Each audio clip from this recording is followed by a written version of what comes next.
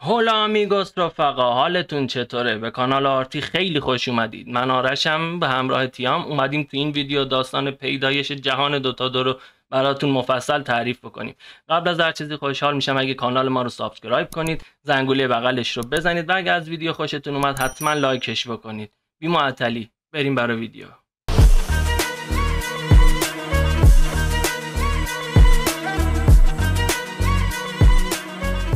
اگه ویدیوهای قبل و به خصوص ویدیوهای پیدایش فاندامنتال ها رو دیده باشید، حتما به خاطر دارید که چطور الدر تایتان بزرگترین اشتباه خودش انجام داد.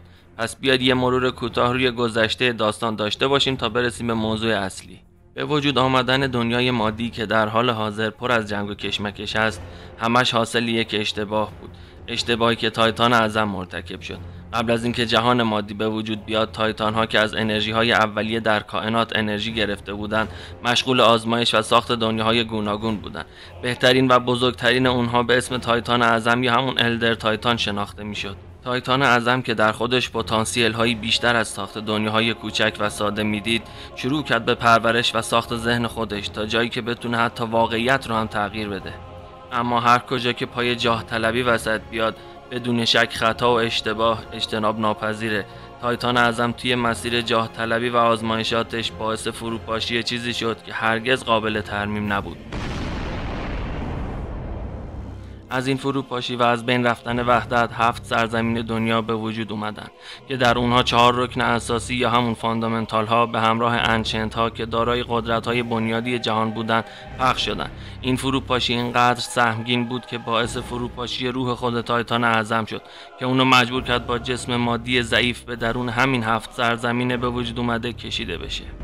این اشتباه تایتان اعظم و فروپاشی نقطه آغازین دنیا بود و باعث شکلگیری سرزمین ها شد و در همین سرزمین ها موجودات مختلف شروع به پیدایش کردند. تایتان اعظم که حالا با فرم تضعیف شده خودش در سرزمین ها سرگردان شده، دنبال راهی برای خنثی کردن این فروپاشی میگرده تا بتونه به نحوی وحدت قبر رو بازسازی بکنه. خیلی زود توی این 7 سرزمین دنیا زندگی ها، تمدن ها، نژادها و موجودات مختلفی به وجود اومدن، اما بعد از مدت کوتاهی همگی تحت تاثیر جنگ دو انشنت به نام های دایر و ریدینت قرار گرفتند. این انشنت ها که از فروپاشی بزرگ پدید اومده بودند، طبیعتی کاملا متناقض و ضد هم داشتند، به طوری که از روز اول قصد نابودی یکدیگر رو داشتند تا جایی که این جنگ عظیم اونها داشت کل دنیا رو به نابودی میکشوند. اینجا بود که انشنت سوم به نام زت وارد ماجرا شد. زمانی که اون دید جنگ ازلی دایر و ریدینت پایانی نداره، با جمع کردن تمام قدرتش اونها رو توی یک گوی جادویی حبس کرد و به کهکشان بی پایان فرستاد تا بدون اینکه به بقیه آسیب بزنن توی اون گوی جادویی تا ازل با هم دیگه بجنگن. اما زت با این کار بیشتر قدرت خودش رو از دست داد و ما بقیه قدرتش رو هم صرف نگهبانی از اون گوی جادویی کرد تا مطمئن بشه دایر و ریدینت هرگز نمیتونن فرار کنن.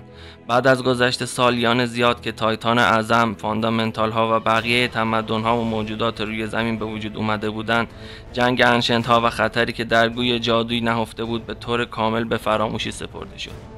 اما یک روز به طور اتفاقی این گوی نورانی جذب زمین شد و شروع به گردش دور زمین کرد، دقیقاً مثل یک ماه. به خاطر ظاهر عجیب و غریب اون گوی، ساکنان زمین به اون مدمون یا ماه دیوانه میگفتند. بعد از قرنها مشخص شد که قدرت زت برای نگهداری انشنت ها در مدمون کافی نبوده و مدمون شروع کرد به ترک خوردن و سرانجام فرو پاشید. با این فروپاشی هر دو انشنت و همینطور انشنت سوم زد که از قبل ضعیف شده بود حالا متلاشی میشن و همه جای دنیا پخش میشن.